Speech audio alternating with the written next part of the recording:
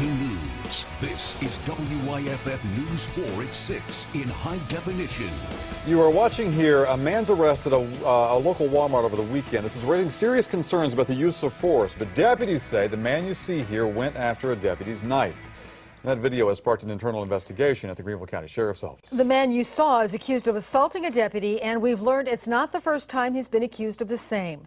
WYFF News 4's Angela Rodriguez joins us live and local at the Greenville County Law Enforcement Center. Angela. Well, Michael and Carol, Greenville County deputies did not know the man's history when they made that arrest on Saturday, but he was accused of assaulting a Seneca police officer just last year. Many have questioned the use of force in this video shot by a customer inside of the Walmart on Whitehorse Road this weekend. This is Sandan Sarad on the ground. Greenville County deputies say he was under the influence of something and causing several disturbances at the store. Investigators say he went after a deputy's knife and was chased inside the store and was then shocked with a taser 3 times.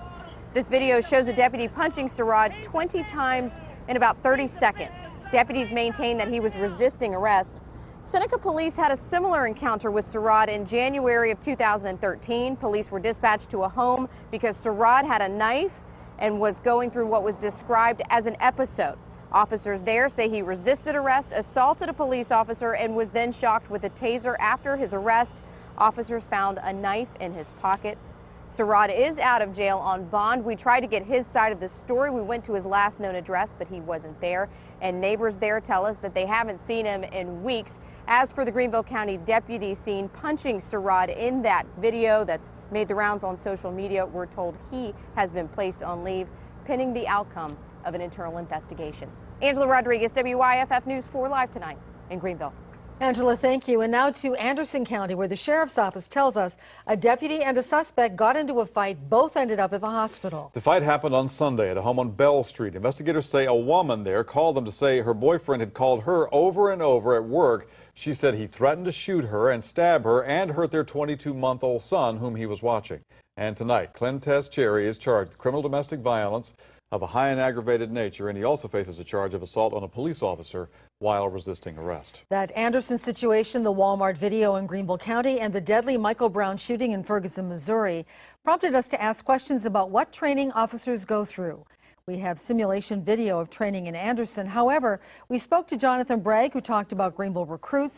He says there is physical training, but he says the mental training officers go through is just as important.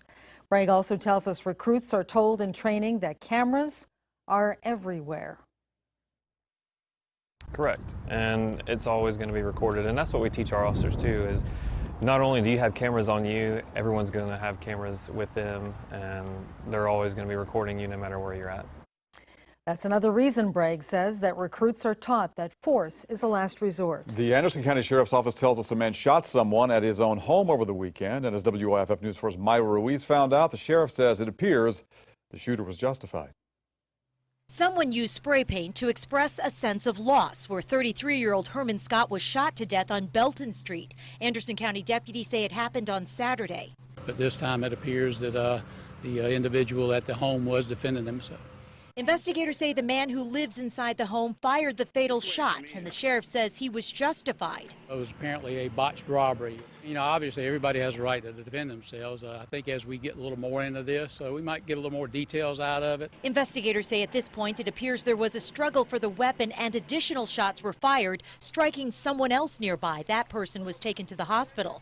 Meantime, the man who deputies identified as the shooter and would-be robbery victim says he and his family have been the target of what he believes to be retaliatory gunfire and vandalism. I just wish the community let us do our job, and if they have information, please come forward.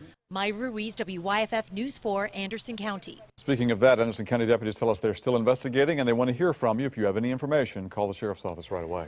A judge upgraded a woman's charge to murder after deputies say she tried to kill her husband this past weekend. The Spartanburg County Sheriff's Office says Patricia Owensby plotted to kill her husband. Deputies tell us the two argued over beer and a remote control for the TV. Owensby's husband says he heard his wife on the phone say she would shoot him. Investigators say he unloaded his shotgun. Deputies say Owensby did get the gun and pointed it at him and pulled the trigger. She then threatened him with an axe. Deputies charged her with criminal domestic violence, but again, the judge has upgraded that charge to attempted murder. In Spartanburg County, 25-year-old Wade Shippey pleaded guilty to voluntary manslaughter and armed robbery. Shippey killed Antoine Bailey back on November 22, 2012. Bailey wanted to buy a car, and Shippey was supposed to help him find one, but instead Shippey killed Bailey and took his money. Bailey's body was found at the bottom of a 30-foot embankment back on April 2013. Shippey was sentenced to 40 years in prison. Hazmat was called out to a fuel spill at an Exxon station in Anderson County today. The spill happened early this morning off Highway 29. This is just north of the Anderson Jockey Lot. Dispatchers tell us someone was pumping gas when the hose broke and dumped actually diesel fuel on an area around the pumps.